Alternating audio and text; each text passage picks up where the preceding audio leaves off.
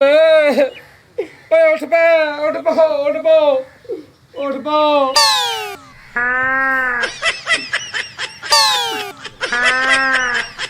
ਹੁਣ ਕੀ ਕਰਨਾ ਇਹਨਾਂ ਦਾ? ਹੁਣ ਚੰਗਾ ਰਹਿ ਗਿਆ ਤੂੰ, ਤੈਨੂੰ ਤਸੱਲੀ ਹੋ ਗਈ ਹੈ। ਛੋਟੀਆਂ ਮਾਰੀ ਯਾਰ, ਤੈਨੂੰ ਪਤਾ ਕਿ ਉਹਨਾਂ ਨੂੰ ਵਿਚਾਰੇ ਨੂੰ ਬਿਮਾਰੀ ਹੈ, ਇੱਕ ਨੂੰ ਕੋਈ ਮਸਲਾ ਬਣੇ ਤਿੰਨਾਂ ਨੂੰ ਹੋ ਜਾਂਦਾ। ਕੀ ਕਰਾਂ ਮੈਂ ਤੇ ਇਸ ਗੱਲੋਂ ਤੰਗ ਆ। ਹੋਰ ਮਾਰ ਉਹਨੂੰ, ਹੋਰ ਮਾਰ ਉਹਨਾਂ ਨੂੰ।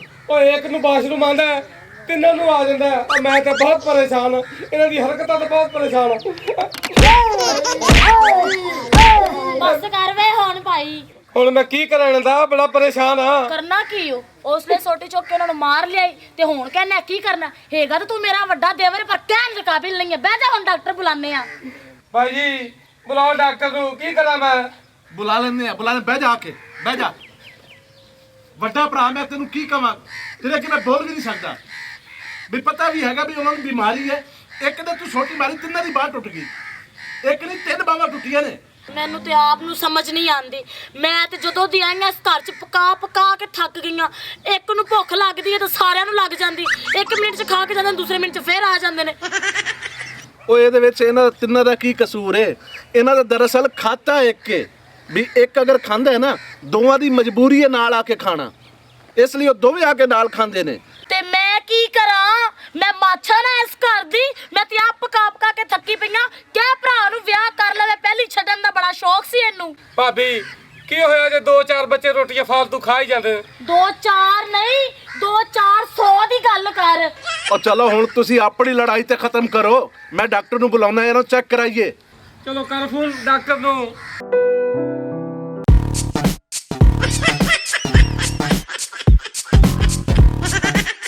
ਇਹ ਦੇਖ ਲੈ ਭਰਾਵਾ, ਪਤਾ ਨਹੀਂ ਕੀ ਜੰਮਿਆ ਈ। ਮੇਰਾ ਵੀ ਦਿਮਾਗ ਵਿਹਲਾ ਹੋ ਗਿਆ ਇਸ ਘਰ 'ਚ ਆ ਕੇ। ਕੀ ਕਰਾਂ? ਉਹ ਮੈਨੂੰ ਇਹਨਾਂ ਦਾ ਫਾਇਦਾ ਵੀ ਤਾਂ ਬਹੁਤ ਹੈ। ਆ ਵੇਖ ਲੈ ਤੇਰੇ ਸਾਹਮਣੇ, ਇੱਕ ਨੂੰ ਚੁੱਕ ਲਟਾਇਆ ਮੰਜੀ ਤੇ, ਦੋਵੇਂ ਆਪਣੇ ਆਪ ਸ਼ਬਰ ਸ਼ੂ ਹੋ ਗਏ ਨਾਲ। ਖਸਮਾਂ ਨੂੰ ਖਾਇਆ ਵੇ ਭਾਈ, ਤੇਰੀ ਸ਼ਬਰ ਸ਼ੂ ਹੀ ਲੈ ਕੇ ਬਹਿ ਗਈ ਏ ਸਾਨੂੰ। ਕੀ ਕਰਾਂ ਮੈਂ ਇਹਦਾ? ਮੈਂ ਤੇ ਕਹਿੰਦਾ ਇੱਕ ਫੌਤ ਹੋ ਜਾਏ, ਉਹ ਦੋਵੇਂ ਆਪ ਹੀ ਨਾਲ ਫੌਤ ਹੋ ਜਾਣਗੇ, ਮਗਰ ਉਹ ਲੈ ਜਾਣ ਮੇਰੇ ਮੁਸੀਬਤਾਂ। ਉਹ ਭਰਾਵਾ, ਔਲਾਦ ਮੁਸੀਬਤ ਨਹੀਂ ਹੁੰਦੀ, ਅੱਲਾ ਦੀ ਨਿਮਤ ਹੁੰਦੀ ਆ। ਇੱਕ ਨੌਕਰੀ ਲੱਗ ਗਿਆ, ਦੋਵਾਂ ਨੇ ਆਪੇ ਲੱਗ ਜਾਣਾ। ਆਹੋ ਏਦਾਂ ਹੀ ਗੱਲ ਏ। ਇੱਕ ਨੂੰ ਵਾਸ਼ਰੂਮ ਆਏ, ਦੂਜਿਆਂ ਨੂੰ ਆਪੇ ਹੀ ਆ ਜਾਂਦਾ। ਉਹ ਵੀ ਮਗਰ ਹੀ ਵੜ ਜਾਂਦੇ ਨੇ। ਲੈ ਇਹ ਵੀ ਮਜ਼ੇ ਲੈ ਹੁਣ ਬਹਿ ਕੇ। ਓਏ ਹੋਏ ਹੋਏ ਹੋਏ, ਇਹ ਵੀ ਸਿਸਟਮ ਅਜੀਬ ਇਹਨਾਂ ਦੀ। ਇੱਕ ਦੀ ਹਵਾ ਖਾਰਜ ਹੋਵੇ, ਦੋਵਾਂ ਦੀ ਨਾਲ ਨਿਕਲ ਜਾਂਦੀ ਹੈ। ਵੇ ਖੁਸ਼ੀਆਂ ਤੈਨੂੰ ਬੋ ਨਹੀਂ ਆਂਦੀ? ਕਿਹੜੀ ਗਲਤੀ ਕੀਤੀ ਜਿਹਨੇ ਤੈਨੂੰ ਇਹ ਐਡੀ ਸਜ਼ਾ ਮਿਲੇ ਨੇ? ਬੜੀ ਬੋ ਬਚਾਈ ਬੈਠਾ ਜੀ ਇਹਨਾਂ ਦੀ। 25 ਸਾਲ ਹੋ ਗਏ ਨੇ ਇਹ ਮੇਰੇ ਨਾਲ ਰਹਿੰਦੇ ਪਏ ਨੇ। ਤੁਸੀਂ ਡਾਕਟਰ ਨੂੰ ਫੋਨ ਕੀਤਾ ਹੈ ਕਿ ਨਹੀਂ ਕੀਤਾ? ਹਾਂ ਹਾਂ, ਫੋਨ ਕਰ ਦਿੱਤਾ ਆ, ਉਹ ਆਂਦੇ ਪਏ ਨੇ।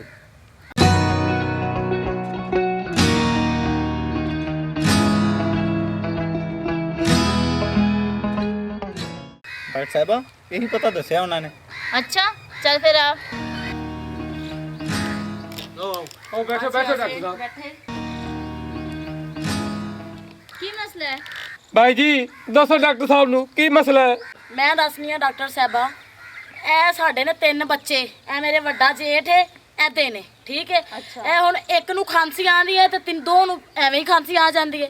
ਇੱਕ ਵਾਸ਼ਰੂਮ ਜਾਂਦਾ ਹੈ ਤੇ 2 ਆਪੇ ਹੀ ਪਿੱਛੇ ਤੁਰ ਜਾਂਦੇ ਨੇ। ਇੱਕ ਨੂੰ ਭੁੱਖ ਲੱਗਦੀ ਹੈ ਤੇ ਦੋਵਾਂ ਨੂੰ ਵੀ ਭੁੱਖ ਲੱਗ ਜਾਂਦੀ। ਇੱਕ ਸੌਂਦਾ ਤੇ ਦੂਸਰਾ ਵੀ ਸੌ ਜਾਂਦੇ ਨੇ।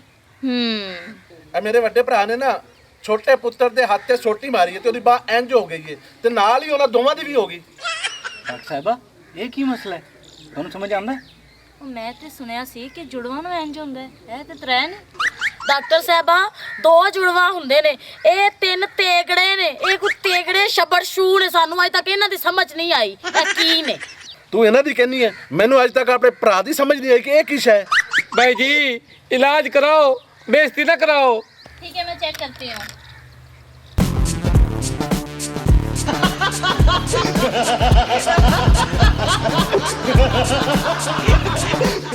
डॉक्टर साहब परेशान ना होवो, साडा ਤਾਂ ਰੋਜ਼ ਦਾ ਕੰਮ ਹੈ। ਇਹ ਵੇਖੋ ਹੁਣ ਇੱਕ ਨੂੰ ਵਾਸ਼ਰੂਮ ਆਇਆ ਨਾ, ਦੋਵੇਂ ਪਿੱਛੇ ਚਲੇ ਗਏ, ਉਹਨਾਂ ਨੂੰ ਆਪੇ ਆ ਗਏ। ਹੁਣ ਪਤਾ ਨਹੀਂ ਛੋਟਾ ਛਪੜ ਛੂ ਹੈ ਕਿ ਵੱਡਾ ਛਪੜ ਛੂ ਹੈ। ਵੇ ਮਗਰੋਂ ਲੱਤ ਜਾਵੇ ਸ਼ਬਰ ਸ਼ੂ। ਸਾਡੀ ਜ਼ਿੰਦਗੀ ਤਬਾਹ ਕੀਤੀ ਜੇ ਸ਼ਬਰ ਸ਼ੂ ਸ਼ਬਰ ਸ਼ੂ। ਡਾਕਟਰ ਸਾਹਿਬਾ ਇਹ ਸਬਰ ਸ਼ੂ ਕੀ ਹੈ? ਮੈਨੂੰ ਕੀ ਪਤਾ ਸ਼ਬਰ ਸ਼ੂ ਕੀ ਹੈ। ਮੈਂ ਦੱਸਣੀ ਆ ਸ਼ਬਰਸ਼ੂ ਇੱਕ ਮੁਸੀਬਤ ਹੈ ਜਿਹੜੀ ਮੇਰੇ ਦੇਵਰ ਨੇ ਆਜ਼ਾਦ ਕੀਤੀ ਹੈ। ਬਾਈ ਜੀ ਉਹ ਕੀ ਉਹ ਵੱਡਾ ਭਰਾ ਹੈ, ਬਸ ਚੁੱਪ ਕਰ ਜਾ।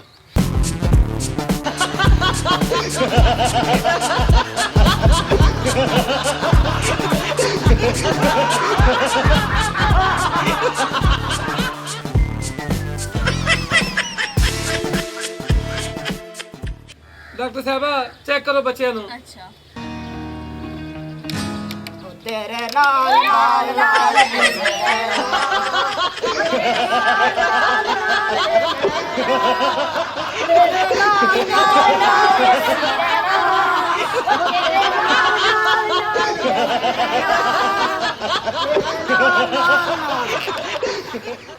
ਹਾਏ ਸ਼ੁਕਰ ਹੈ ਮੈਂ ਬਚ ਗਈ। ਡਾਕਟਰ ਸਾਹਿਬਾ ਇਹ ਕੀ ਹੈ?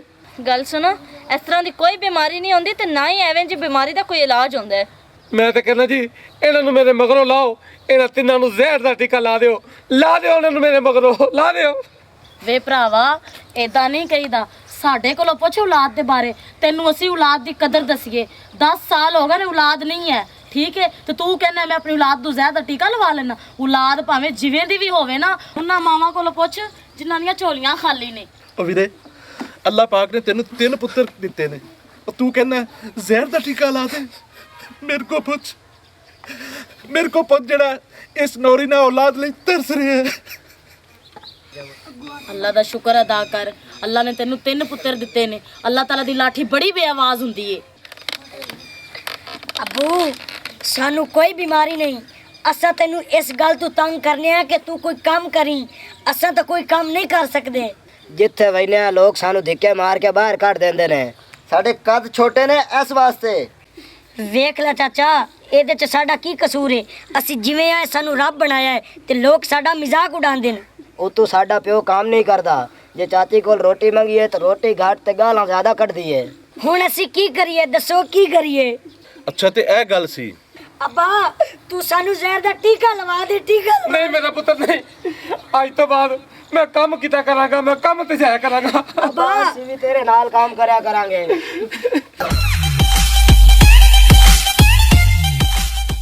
आज की जो हमारी वीडियो है ये आपको एक मैसेज देने के मुतल्लिक़ है, और ख़ास तौर पर जो दोनों मेडिसिन आप मेरे सामने पड़ी हुई हैं, इन दोनों के अफ़ाल व असरात बयान करने का कभी मकसद है। सबसे पहले मैं आपको ये बात बता दूं कि अक्सर लोग जो अपनी जवानी में गलतियां कर बैठे होते हैं, जिनकी वजह से मुख्तलिफ अमराज तो लाक हो जाती हैं, मगर जो गलती वो करते हैं कि मेंसेस वाली लड़की के साथ सोबत करते हैं ना, या कि अपनी ही बीवी के साथ मेंसेस की हालत में सोबत कर बैठते हैं। मैंने काफ़ी सारे पेशेंट को देखा है कि वो कहते हैं हमारी जब शादी हुई तो एक ही बच्चा हुआ, अब 10 साल हो गए औलाद नहीं हो गई। जब मालूम करने के बाद पता चला कि उन्होंने मेंसेस की हालत में अपनी ही बीवी के साथ सोबत कर बैठे। यार हैरान मैं हो जाता हूँ उस वक्त जब अल्लाह ताला ने उनको शादी, उनकी अल्लाह के फजल से उनकी शादी हो चुकी है, तो जब शादी हो चुकी फिर भी ऐसी गलती जिस दिनों में बीवी उनके ऊपर हराम होती है, बहुत सख्त गुनाह है, तो फिर भी ऐसा गुनाह करने से नहीं टलते। अल्लाह ताला इन सब को अक्ल और हिदायत अता फरमाए। तो जब गलती हो जाती है तो फिर क्या है कि वो इलाज की तरफ दौड़ते हैं। पहले तो वो दम दरूद करवाते हैं, जब रूहानी बीमारी हो तो दम दरूद ठीक है, जब जिस्मानी हो तो उसका कलाम तो ठीक है, मैं इसका मुखालफत नहीं करता, मगर जब बीमारी शदीद हो तो इलाज करवाना भी सुन्नत है। तो इस हालत में अक्सर लोगों को देखा गया जब वो मेंसेस की हालत में सोबत कर बैठते हैं तो फिर वो जाते हैं कि हुक्मा के पास हमें कुछ ताकत वाली मेडिसिन दे दे, शहवत वाली मेडिसिन दे दे, टाइमिंग नहीं है, हम औलाद नहीं हो रही। साथ वो कहेंगे टाइमिंग वाली मेडिसिन भी दे दें और साथ ही बयान दे देंगे औलाद नहीं हो रही, एक ही बच्चा हो या बच्ची हुई उसके बाद औलाद नहीं हुई। इस वक्त मैं आपको एक पॉइंट नोट करवाता हूँ। अक्सर हुक्मा अपनी जेब भरने के लिए वो उनको दोनों ही मेडिसिन मिला के दे देते हैं। उसकी मिसाल मैं आपको ये देता हूँ, एक तरफ फुल ठंडा मिल्क शेक या पानी है ठंडा, दूसरी तरफ चाय का एक कप है। अब एन टाइम पर आप दोनों पी लेंगे तो आपको किसका फ़ायदा होगा? ना ही तो जूस पीने से आपकी जिस्म की गर्मी ख़त्म होगी और ना ही चाय पीने से आपकी बदन में ताकत इतनी आएगी, क्योंकि आप पहले ठंडा पानी पी चुके हैं। दोनों का ही निज़ाम सत्यानाश होता है।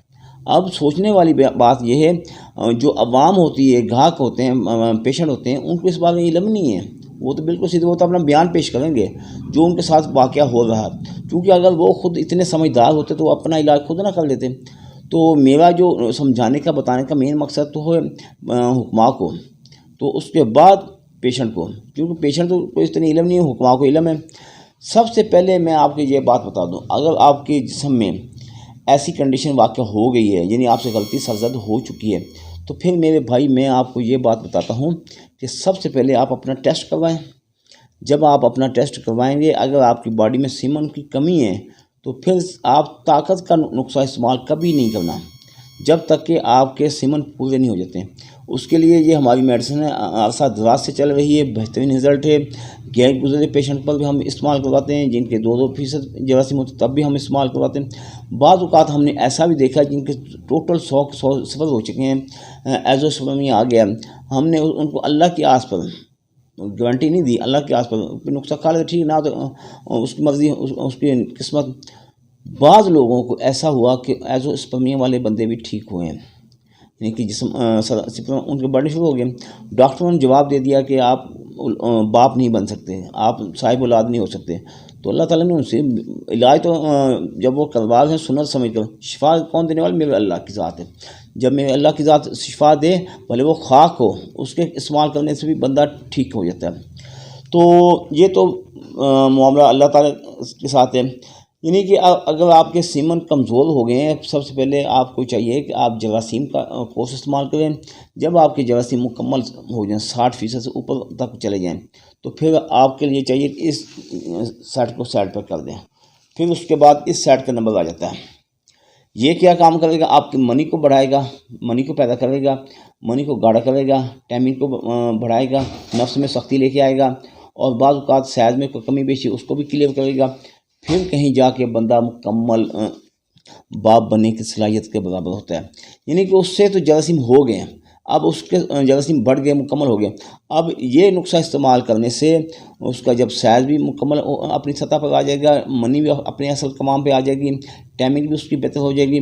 پھر جب بندہ اپنی بیگم کے ساتھ صحبت کرے گا تو اللہ تعالیٰ کے فضل و کرم سے، یعنی پھر بھی بات اللہ تعالیٰ تک جائے گی، اللہ کے فضل و کرم سے پھر اس کی بیگم کو حمل ٹھہر جائے گا۔ اس طریقے کے مطابق آپ اپنا علاج کروائیں گے تو کبھی ناکام نہیں ہوں گے۔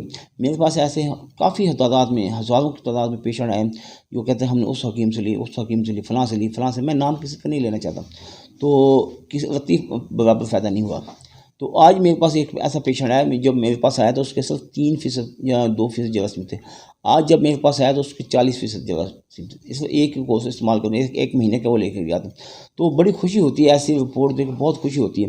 تو آپ کو میسج دینے کا مقصد یہ ہے، اگر آپ سے غلطی ہو گئی ہے، آپ مینسس کی حالت میں غلطی کر بیٹھے ہیں، بعض اوقات ایسے بھی ہوتے ہیں جو قوارے لڑکے لڑکیوں کے ساتھ صحبت کرتے ہیں، ان کو بھی مینسز آئے ہوتے ہیں، وہ اپنے پیسے لینے کے چکر میں کام کروا لیتی ہیں۔